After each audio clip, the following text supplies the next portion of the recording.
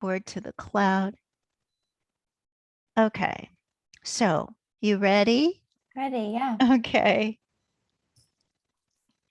Sometimes you meet someone and you feel as if you have known them forever, maybe from another life, or maybe just because your personalities were cut from the same cloth when God or whoever does that was doing the cutting.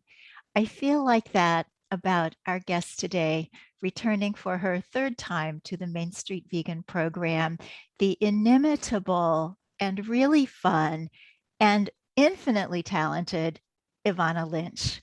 Hey, everybody, this is Victoria Moran. I'm your host for the Main Street Vegan program. And as you can tell, I am so excited about speaking once again to Ivana Lynch. I believe she needs no introduction, but just to be polite and do one anyway. Ivana is an actress. She is an Irish lass living in London. Her first roles that got her reputation was playing Luna Lovegood in the Harry Potter films. She is also a vegan activist. She is the founder of Kinder Beauty, and she is a wonderful writer whose memoir, The Opposite of Butterfly Hunting, is brand new and absolutely stunning. I can tell you that because I just read it. Well, actually, I just listened to it on Audible and highly recommend that because then you get to be read to by the author. Welcome, Ivana. Thanks, Victoria. Thanks for having me on. And I feel the same. But we connected a few years ago, but I was connected to you for a while through your podcast, and I felt that way too. I was like, oh, finally somebody talking about veganism in a way that I feel seen and I feel supported. So yeah, definitely I feel that too. And your podcast helped me on that journey so much. So I'm happy to Well, talk to you as always. thank you. That means a lot. So, Ivana, let's just jump right into your book. I just finished it. And I think whenever you read a book that really speaks to you, you live in that book. And I found myself, I was actually in communication with my literary agent about my next book. And I found myself being so open and telling him things that relate to the book, but probably that I wouldn't have said to him had I not been reading your book with all its incredible honesty. So let's start from the beginning. What Cool. caused you to become not only an actress but a writer? Um, I think just a frustration and not being able to express myself the way I wanted, and I suppose because my career did start as an actress and it's always been in the spotlight, having people write about me. And it just really frustrated me seeing people write about me and me feeling, oh, that's not how I wanted to say it, or I feel like I have a better way of expressing it. So maybe part of it was a control thing of taking back my story. And it was part of my healing journey to start talking about this publicly, to kind of own, yeah, I had this problem, I struggled with mental illness, to put that out there. But then it felt like, oh wow, I've exposed myself, it's a very vulnerable thing. And also it's one of the things that people most want to talk about with me. And I think just over the years I've been like, I'm tired of talking about this. And yeah, I feel like I have something to say. So I wanted to get it all down in a book to really kind of tell my story in my own words so that I don't have to keep telling it through other people. And yeah, and I felt like I get a lot of letters from young people asking, how do you recover from these things? What was your journey like? And I just felt like, you know what, I can't answer it in a letter or an Instagram post. So let me just put everything down the way I want to talk to people, through stories, through books. And then I'll feel at peace. And I do. I feel very liberated now that I've put it out there. And I feel like I can actually fully move on. And I understand those experiences better. I think that part of my life, I'm leaving it behind now. Yes. Well, the mental illness that you talk about is anorexia.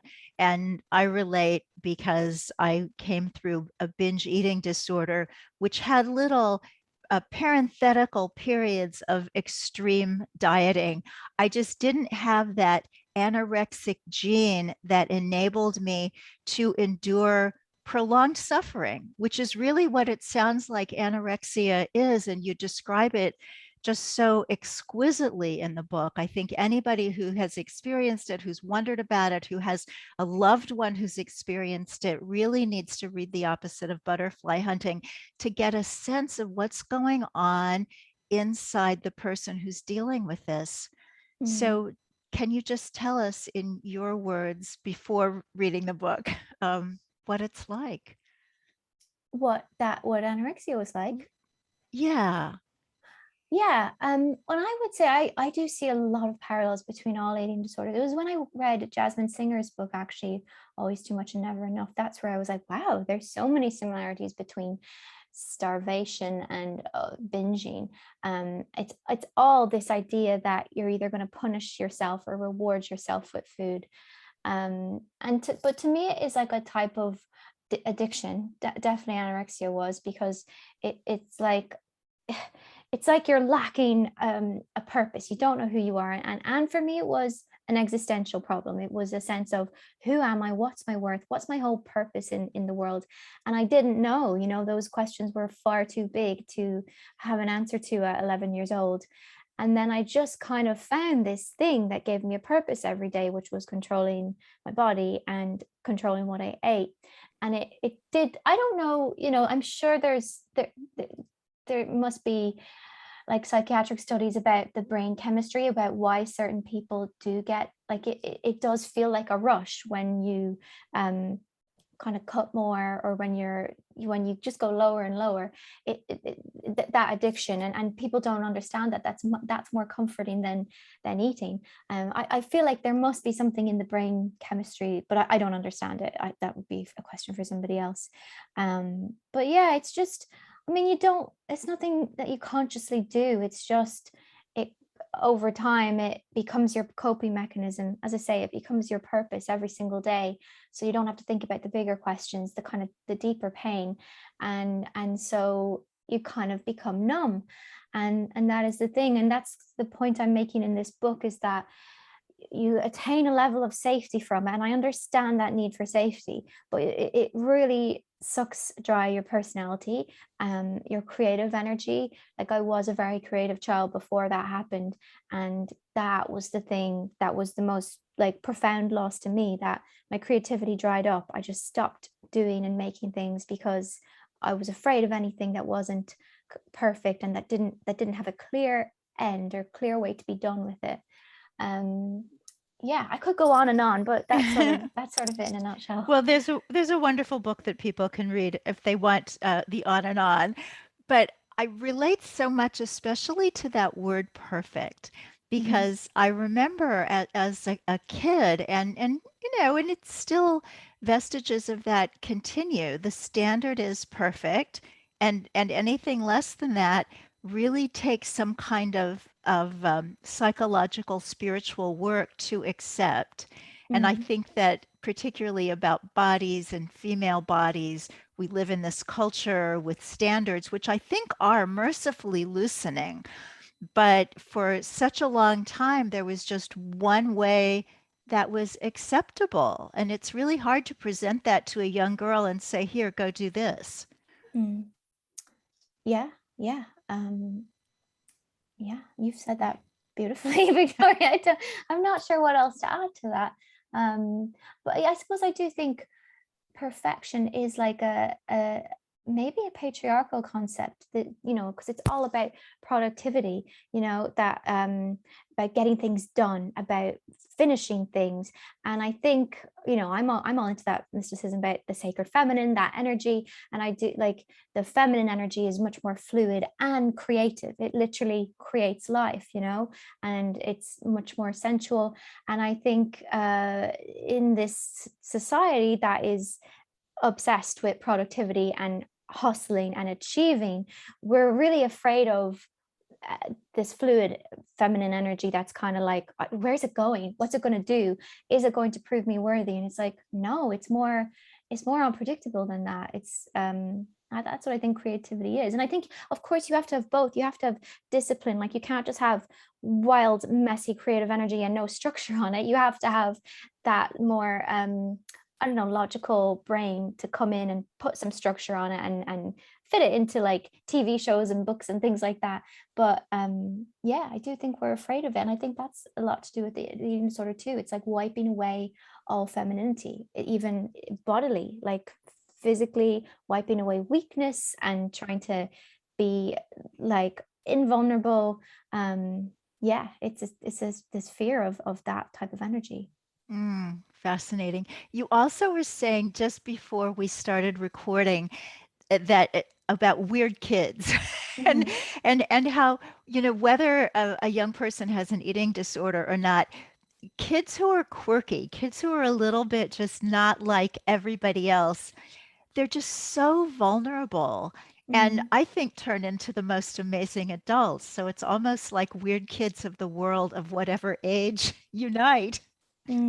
Yeah, well, because they see through all the lies, don't they, and the fakeness, and that's what my therapist Natasha, who's in the book, she would say that there are kids coming into the world to wake us up, to kind of point out this is not okay, or to make us see a different angle, to not be asleep and just accepting the injustices, things like that.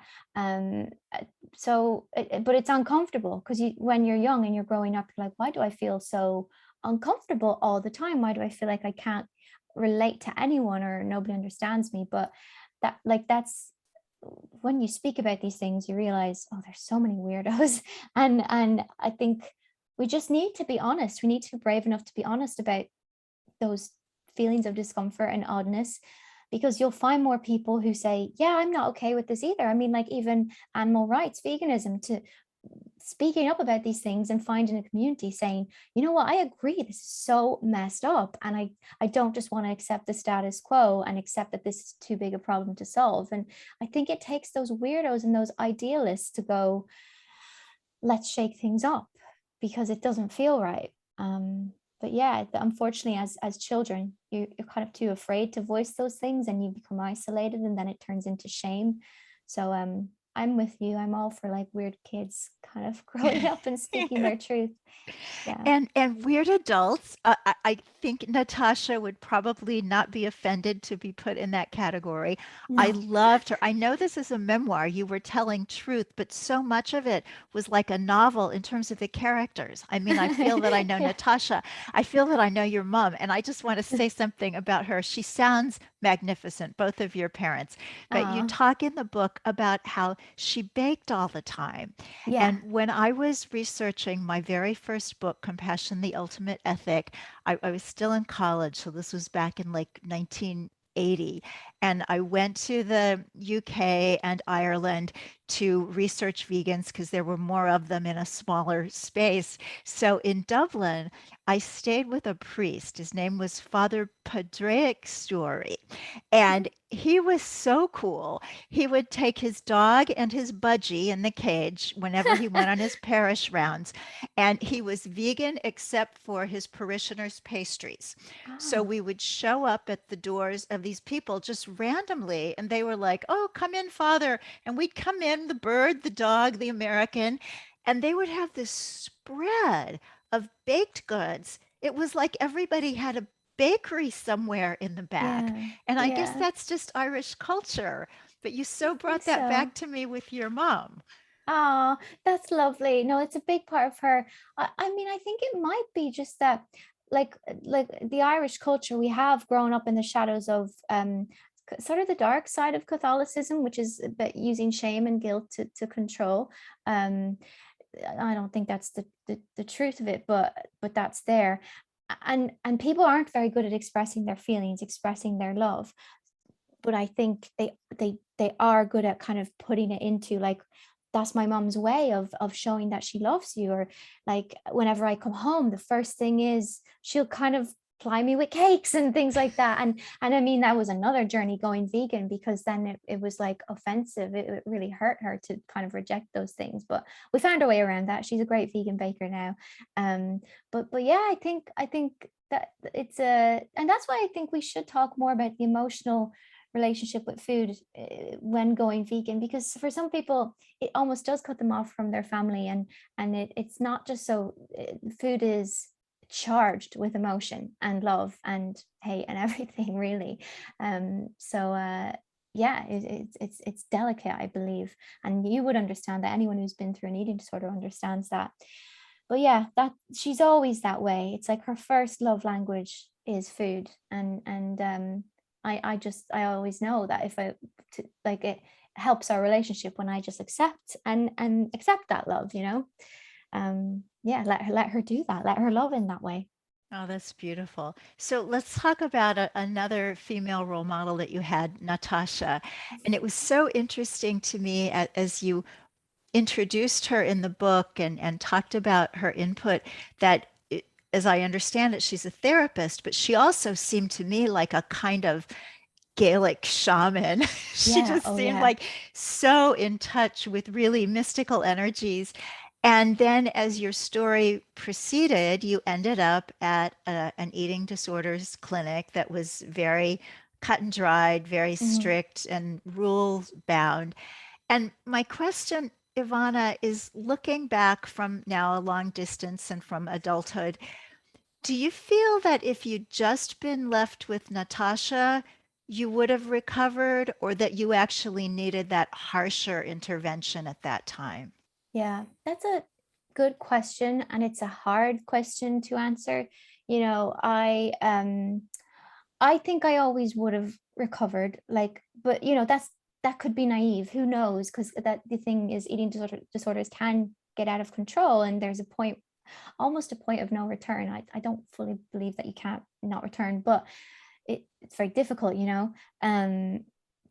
but I feel like my soul always did want to live. I felt like there was enough around me, like there were people and influences that lit me up and made me in love with the world. So I feel like I would have fought it, and I feel like she kind of had me. Natasha was supporting me.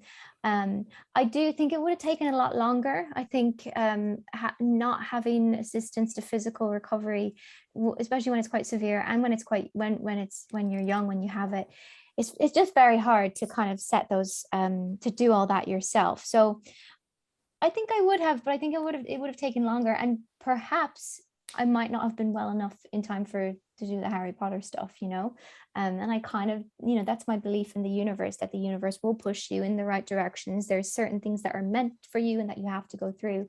So yeah, it's something I think about, but yeah, ultimately I think I always wanted to live and fight it, but who knows? And I think you have to kind of do both. You need the spiritual stuff and the physical stuff as a team. Well, and it's beautiful that you've made so much peace with the way things happened. The outcome was good. And so, whatever you went through, you seem to have really accepted.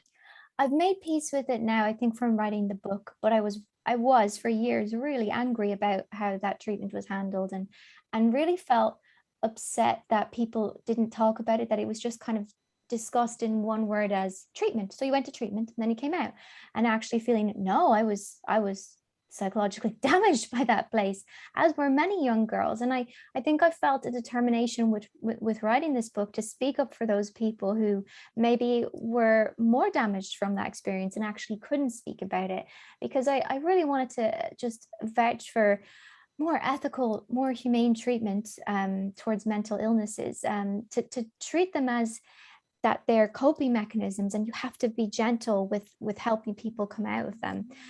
So yeah, part of writing that book was speaking up for those people and saying, hey, look, we need more research, we need more funding for these mental illnesses, which people often, unhelpfully only recognize by their physical symptoms. And that was one of the words that I wanted you to define, recovery, because for me, I recovered in Overeaters Anonymous through a 12-step program. So it was spiritual from day one. It was Mhm. also really hard in those early times. I Right. remember I would just want to eat so much that I would get in my car at 11 o'clock and drive until 12, which seemed like a reasonable time to have lunch.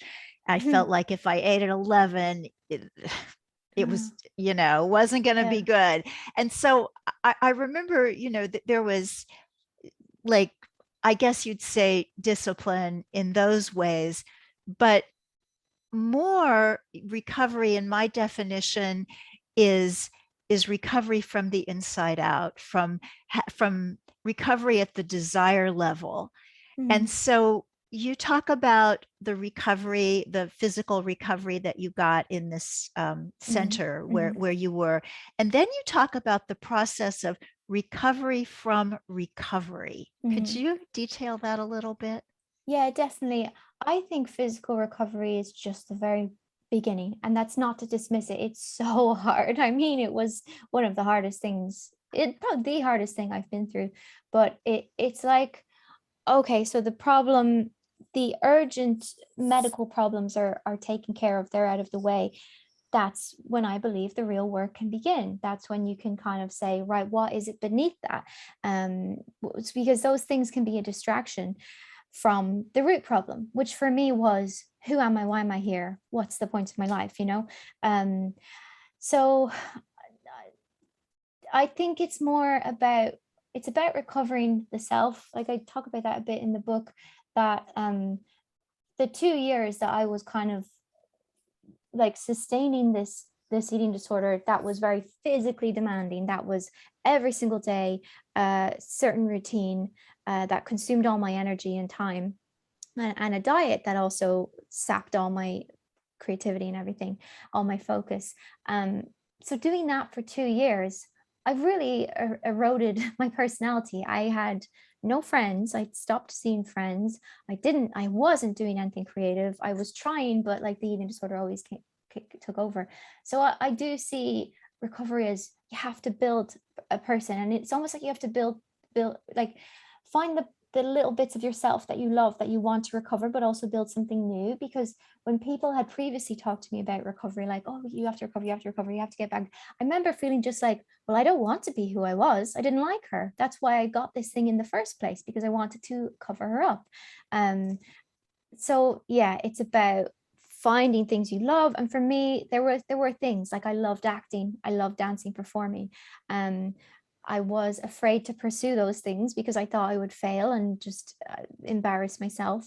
But I luckily had people like Natasha and like my parents who really kind of nurtured those dreams and helped me build confidence in that. So then eventually, like, over time, it was like, oh, you know what, I don't need this eating disorder to justify my existence. I have things that I like living for, and they're enough. But yeah, it's all about rebuilding the self. And it's like you've sacrificed your identity to your eating disorder for years, and you have to let that go. It's like an egoic identification, isn't it? It's identification with form. And it's about yeah, gradually saying, that's not me anymore, I don't need that, and I've got other things. Yeah. Yeah. So when you started acting and finding these things that you loved in the world, was it like re-meeting your child self or becoming your adult self? Mm.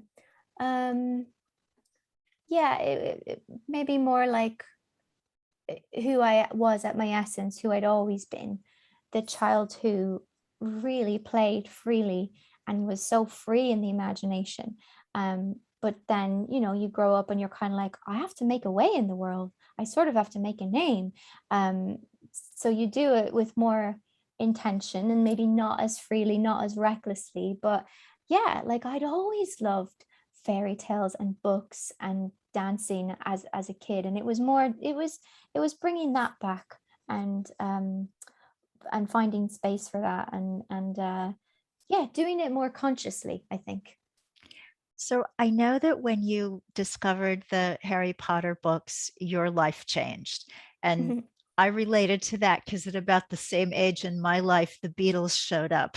and my whole life changed. So Mm. we've just got a minute and a half in this segment, so we can carry this over if we need to.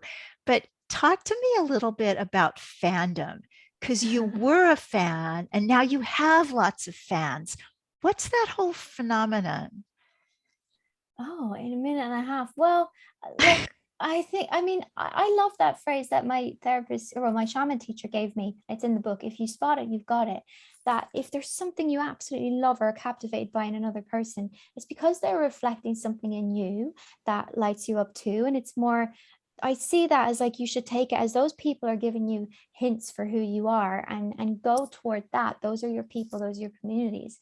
It's just that sometimes people can get confused, especially young, insecure people, people who are looking for a sense of identity. They can kind of start to deify you and go, oh, you're just this godly, better person. You're this superior being, and I'm going to worship you. And then they lose their identity.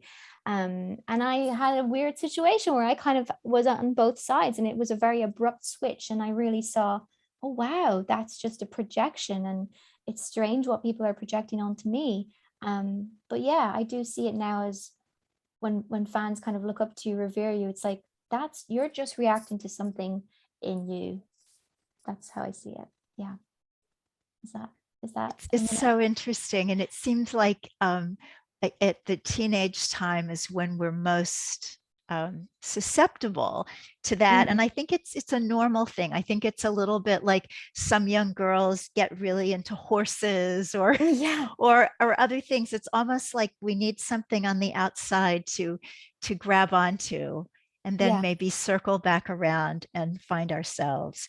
So, exactly. listeners, if you're looking to find yourself, I've got a book for you, The Opposite of Butterfly Hunting by Ivana Lynch. It's so wonderful. You will lose yourself and you'll learn so much. And please stay tuned for these messages from Unity Online Radio, and we'll be back with more with Ivana Lynch. Okay. So I think we can maybe move a little bit away from the anorexia into more of, what you're doing now and veganism and that Sure. kind of thing. But I do want to ask about, the healthful living thing for someone who's been through an eating disorder, Yeah. Mhm. because that seems tricky. Is there anything else that you want to be sure we talk about? No, I'm happy with this. Is all a great promo for the Okay. book. So that's great. Thank you. Okay. And I want to get, because I have, like I say, your book on Audible. So please tell me the subtitle so I can announce Oh, it next time. the tragedy and the glory of growing up. Tragedy and Glory, or The Glory? The glory. The Tragedy and the Oh, sorry. Glory of Growing Up. Sorry. Growing Up. I knew it had to do with growing up. And I often don't remember my own subtitles. So, ready to go? Yeah, ready. Okay. Welcome back, everybody. And if you are new to our program, do check out what goes on at mainstreetvegan.net. We have all sorts of wonderful things. There's a weekly blog, which I sometimes write, and sometimes that's written by a graduate of Main Street Vegan Academy. And you know what? If you want to take your vegan activism, your vegan outreach to the next level, do check out the Academy. It's right there on the website. We're now on Zoom. We used to be in person in New York City, and people had to get themselves here and find a place to stay. And it was magnificent, but a lot of trouble. And now you can become a certified vegan lifestyle coach and educator in your own living room. So do check that out. We would love to have you. Our next program starts in January of 2022. And now returning to our conversation with Ivana Lynch.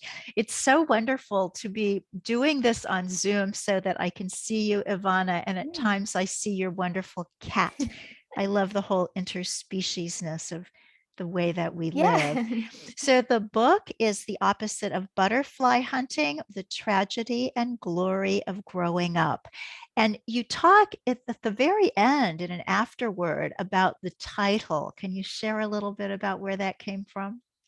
Yeah, so it's a metaphor. There actually was more on it in the long, but the book's already so long. So, but there had been more because one of my favorite authors is, well, who was a lepidopterist, so he studied butterflies, and I was always so captivated by his work, and I would look at these pictures of butterflies and just see how beautiful they were.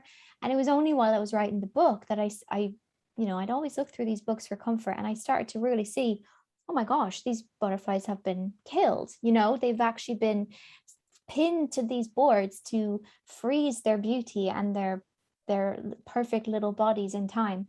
And I really start to see that as a metaphor for eating disorders, that you can get distracted by the hunt for perfection and you think you're doing something good for yourself, something that's going to make you better. But in the process, you actually sacrifice your creativity, your life force, the beauty of change. And yeah, I just don't think it's worth that cost. I don't think it's worth that sacrifice. So that's really what the title is about. And you have a beautiful sentence in the book, which actually I find very comforting at my stage of life, even though you are so much younger. You wrote, "You cannot freeze a body in time and fully live a life." And I see so often with people my age in this culture that is so youth oriented as well as thin oriented, Mm, that it's just do whatever you can to cling on to what used to be. And mm, yet that just takes so much stress and strain, when if you can just relax into the river of life and then let all the beauty on the banks come to you, it's just a yeah. better way to do it. I agree. And I think like our bodies reflect the lives we've lived, and there's so much beauty in that. And I just hate this idea that we should always be looking like Olympic athletes. Like, where did we get that idea? And I've had periods of my life where I'm dancing a lot and then my body gets stronger and slimmer. And then other times when I'm just in my apartment writing and I put on weight, and it's just like, that's fine. That like I do think there's beauty in all of that evolution. And you kind of sap your spirit if you just try and focus on physical perfection and keep yourself the same, if you don't embrace change. It's a hard concept, I know, because like you can get drawn in by youth. Like youth is prized, and thinness is prized by society, and it takes a strong person and strong mind, doesn't it, to recognize the beauty in all the stages and not get pulled into that mindset, which is really all about marketing and making money. But I think you can, and I think your life, yeah, it's just what I said, that it's more full. There's an author I love who, she has another way of saying it, and Amelie Nothomb, she says, "It should be said for good, asceticism does not enrich the spirit. There is no virtue in deprivation." And I tell myself that all the time. I think it's very powerful, and it's a strong statement against the culture we live in, which is kind of encouraging us to hurt and suffer and not have so much pleasure in our lives and our bodies. And life's too short. Mm. It's interesting what you talk about, how the body reflects the life that we're living. And I Mm, think to not judge that is where we really really get the challenge. I think even among athletes, you can tell a bodybuilder from a swimmer, from a mm, ballerina, the mm, body, they're all fit, strong bodies, but they're different. mm. And to just accept where we are, that's a big one. I think Yeah. especially, it was interesting to me that you talked about in your very early life, reading all the magazines. And now I think we're at a time where, of course, everything's electronic. I'm not sure magazines are going to even last into the next generation. Mm, But I grew up on those magazines, and what they said meant everything. If yeah. it was in 17 or if it was in vogue, it was like it came down on stone tablets. And I'm Yeah. sure that the influencers on Instagram are filling that void today. But it's just such a life challenge to get those standards from within instead of from Mm. those places. Yeah, and I mean, you have to appreciate the work of activists who fight that, saying that your health isn't dependent on your size, because Like everyone, I have lots of friends who are much thinner than me and have never had an eating disorder. That's just their natural body type. And there's, likewise, there are people who would have to starve themselves to be my size. It's just your genes, isn't it? And it's about, you have to find what works for you. What's your what is your body in balance, and where you're feeling like you're nurturing your body and you're not obsessively thinking about it. That to me is like what recovery is and what health is.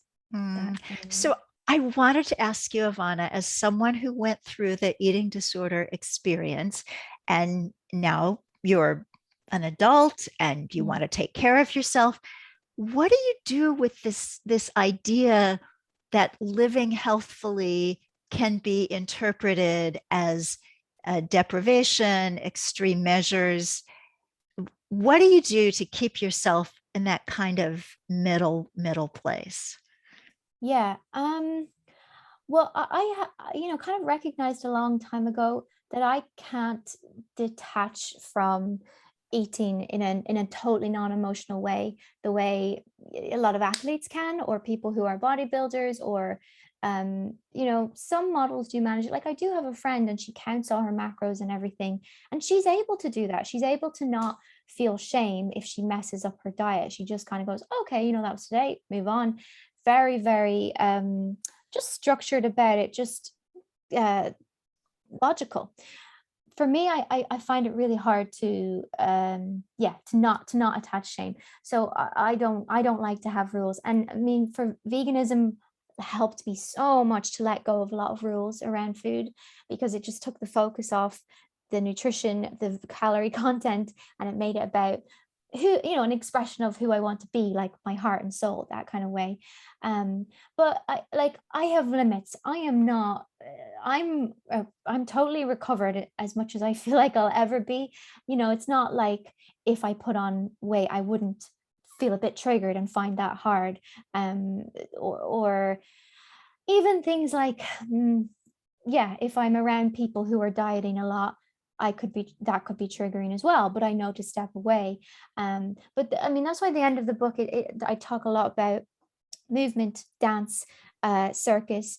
That has helped me reconnect with my body in such a helpful, healthy, powerful way. I think for a long time, recovery for me was just disconnecting from my body, pretending it doesn't exist, just imagining that, like, we're just not going to look at it, we're not going to consider it. And then coming to getting to dance and circus, it was like I learned how to be my body's friend. And that was a big leap for me, because I really couldn't relate to all the self-love stuff. I was just like, what? I've been my body's bully. Like, I've been the meanest person towards my body for years. How am I going to suddenly jump to being a lover of this body?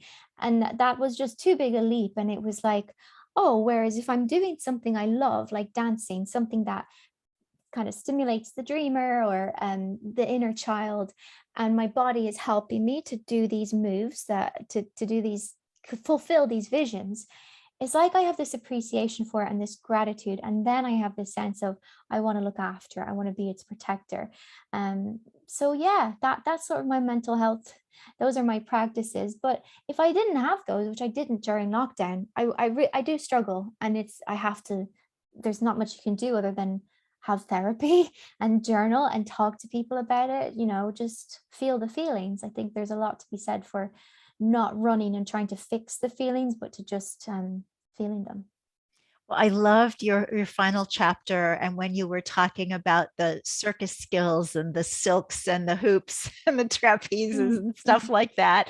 I wish that had been around when I was young. I did give myself an aerial yoga class for my 65th birthday, and I have absolutely loved that. It's nothing like what you do or what my daughter does. She's a professional aerialist, but there's this incredible sense of, I am suspended above the ground. And even though it's not very high, if I don't focus on what I'm doing, I'll fall on my head. So that's an almost forced meditation. Yes, it really is. I don't spend any time really being here now, except then. And that's what's so magical about it. So tell us your experience with the circus skills. Oh, it's exactly that. And it grounds you in your body, because it is quite, The writer Glennon Doyle, she talks about this, that women are scared out of their bodies, men are often scared out of their feelings. Obviously there's in between that it's not such a binary, but definitely, like, I felt, I don't know how to be in my body, I don't know how to trust it. And whereas circus, it's so hard, whatever level you're at, if you're a complete beginner or if you're a professional, you have to concentrate, you have to like think of the muscles. And it to me, it's a perfect collaboration or symbiotic relationship between mind and body. And I also find it nicer, I find it nicer than the dance community. And this was just my personal experience, but I found the dance community too competitive and maybe a bit too focused on physical, aesthetic perfection, whereas the circus was about storytelling. And I've done a few like staycations, weeks where you just do circus, and it's fascinating how somebody can be a complete beginner and have very basic moves, but they can tell such an endearing story through their inner child and through these interesting moves. So that's what I love, this combination of your imagination and working with your body. And it's a very complete art to me, and a great therapy. What's your favorite apparatus? The hoop. I love the hoop. Yeah. Even though Yeah. you wrote in the book about how painful. It's so painful, but I maybe a little bit of me likes that. Like it might be the Irish in me that's like, right, I'm suffering for this. And that's something too I should probably examine. But there is this idea in Ireland that to be really proud of something, you have to hurt a little bit. So it kind of calms that part of me. I don't mind. And the pain does go, it gets less intense anyway. Yeah. And you're Yeah. proud of your bruises. You're like, I earned these. It's great. Yeah, I took one hoop class and it was like, oh, that's for next lifetime. But I Oh no. admire you. Oh, the first is the hardest. Maybe first, second, third classes are so hard. But if you were to go back, you would be amazed how your body adapts. I believe you can do it, Victoria. You've done much harder things in your life. Well, that's a possibility for New Year's resolutions next year. But it's so interesting to me when I started going to the circus shows that my daughter was part of. That was really when I got the body positivity message so clearly, because I grew up in an era where the implication was that if you were not very, very small in life, there were many, many physical um, skills that you just could not acquire. It was just off the table for you. But Mm. to see these circus performers of varying body types do these incredible feats, it's Mm. really inspiring. It's so true. Yeah, like it's exactly. You see people and they're not rippling in muscles, but they have this strength, this incredible strength. And yeah, that's what's so nice about it. Like, I mean, that's what the term circus freak is. It's a community of just these misfits who want to express themselves and who are reclaiming their bodies in a very cool way. And another thing that I think is wonderful about living right now is that word circus. I believe we have taken it back from the idea of, oh, that's where you go to see abused and tortured animals perform. Mm-hmm. There's so many circuses that have nothing to do with animals and everything Yeah. to do with skill and beauty and thrills. So Yeah, that's beauty, very cool. exactly. It's not about cruelty. Yeah. I mean, Cirque du Soleil, they're the masters of that. But you go to them circuses and you're just like, why would we ever do that to an animal? Why would you enslave an animal? And that there's just so much the human body is capable of, and our minds, our imagination. So yeah, I agree. There's obviously still places that do it, but I think there's a lot more awareness and education of what you see in the show is not the full story, and it's actually Right. quite sinister. Yeah. So tell us a little bit about your veganism, about your animal rights sensitivities. Mhm. And could you also touch on, very often anyone who has or has had an eating disorder is discouraged by the medical and psychological community Mm, against going vegan. So what do you do yeah. with all that? um I know that that's a thing, and I was discouraged from it too. But I think that's it's like a meat eater's way of looking at veganism, this idea that veganism is what you don't eat, when my diet became so much more varied and interesting when I went vegan in the right way. So I think I first approached veganism from, okay, I gotta quit all these foods that I actually really love the taste of, and that felt really miserable. That's why I don't have like a vegan anniversary, because I didn't have a date where I had so many. I kept giving up on veganism and going back to vegetarianism. And it was only when a friend of mine said to me, he told me about the crowding out method. He said about, before you cut anything out of your diet, add in all the vegan, the alternatives, the plant milks and everything. And he said, you'll adjust to those tastes, you'll learn about what you like, what you don't like. And then over time, the animal products will kind of fall out of your diet. And that's exactly what happened for me. And it like, I learned how to eat in a really joyful way. I felt really abundant. As I said, it took the focus off of the nutritional content. It made me think about food as an expression of my values. So I think there's so much to be said for. I actually know a lot of people who are vegan and had an eating disorder. Bruna in the book, who's into circus as well. My friend, Ruby in the book, she was at the treatment center. She now has a vegan blog. I think a lot of these people, yeah, are just very sensitive, thoughtful, creative people. And by the way, her name is not Ruby. I have to change. I want to protect people's privacy, but a lot of these people who develop these problems are just too sensitive for the world. And then as kids, it's destructive, but they grow up and learn how to manage it. And I think so many of them totally get that connection with animals, and they just, it's hard not to feel that.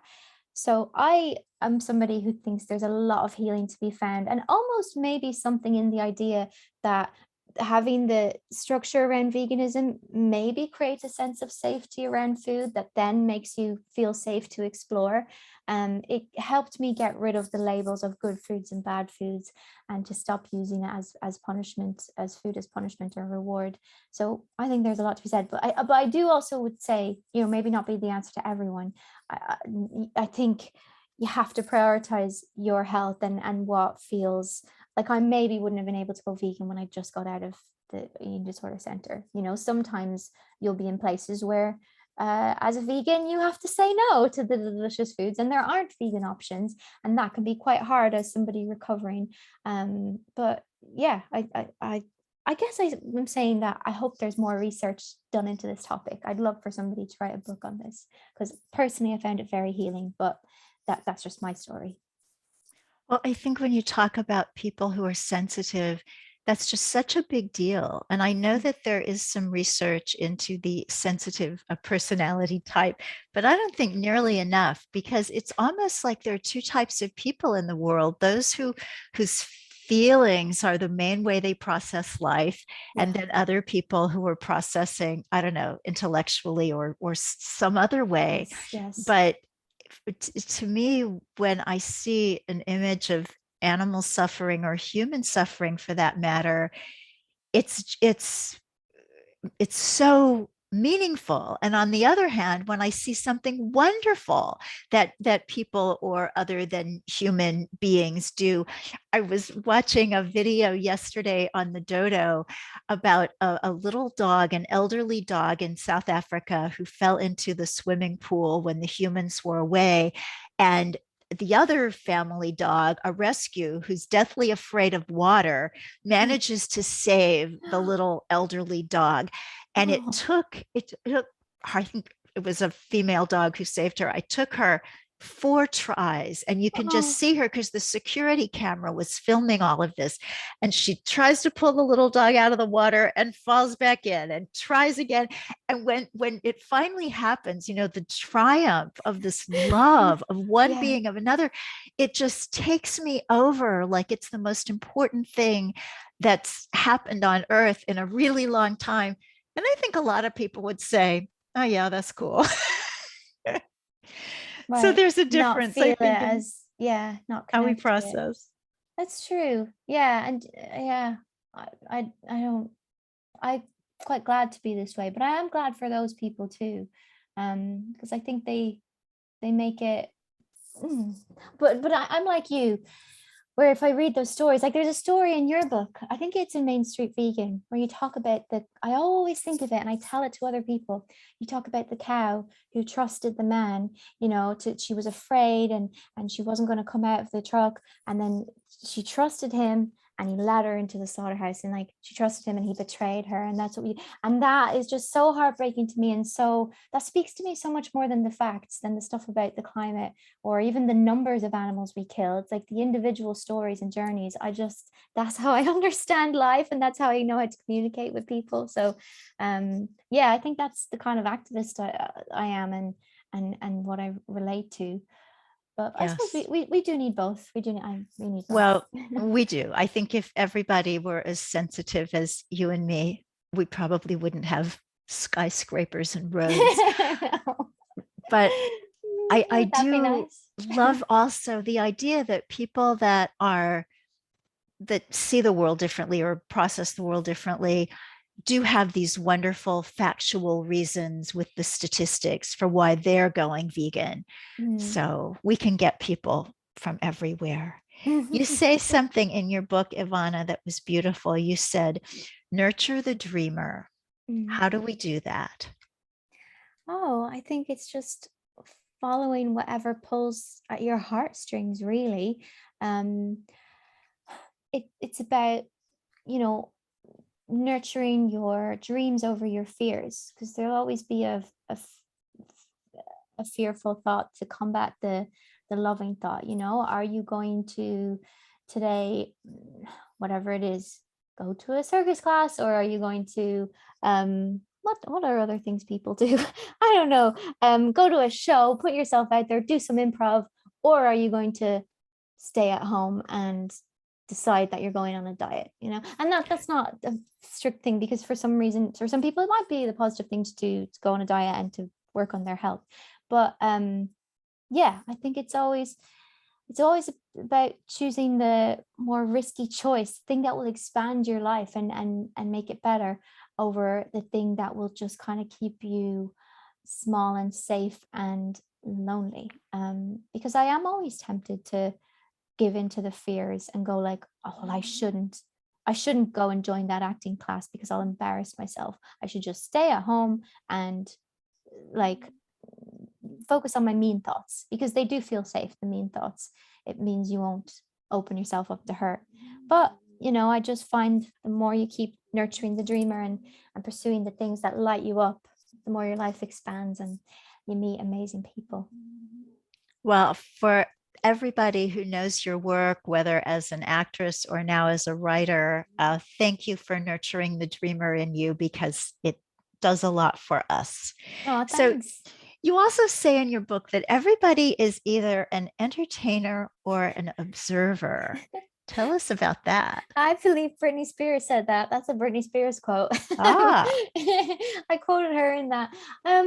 I think there's like, it was a commentary on the whole fandom thing of participating actively or sitting back and observing. And I think we have to be both in certain circles. I definitely, like, I'm an observer. I listen to loads of podcasts, and I'm quite happy to just sit in the audience on certain topics which I don't know very much about. I was more just saying that as like, it's important to also put yourself out there. There are areas of your life where you'll have to show up fully and completely, and embody your own gifts and live a more empowered way. So say with writing, for so long I was just like, I can't do that, that's for other people, that's for clever people who have English degrees and who read all these books, and that was me giving my power away. I think I had to push myself to be like, no, even though I may not be the cleverest person, or I maybe would be a better writer if I had an English degree, I think I have something to say, and I think I have to step into the arena, step into the ring, if you will. And it was the same with acting. I was quite happy looking at all the actors being like, aren't they wonderful? But I found a lot of fulfillment and connection in putting myself out there too. So I think, if there are people who are afraid to pursue their dream or thinking that it's not for them, I think they need to maybe push themselves out there and know that they have something to contribute. Well, again, I'm so happy that you did it. The book is the opposite of butterfly hunting, the tragedy and the glory of growing up. Read it, get a copy for your daughter. It's magnificent, as are you, Ivana. Thanks so Thank much. you. And Likewise. Thanks, Victoria. to everybody listening, God bless you. Eat your veggies. Love that. Thank you. Gosh, we Oh, so crammed a I'll lot in. stop the recording. Let's see. Pause. Oh, I'm so untechnological. Stop the recording.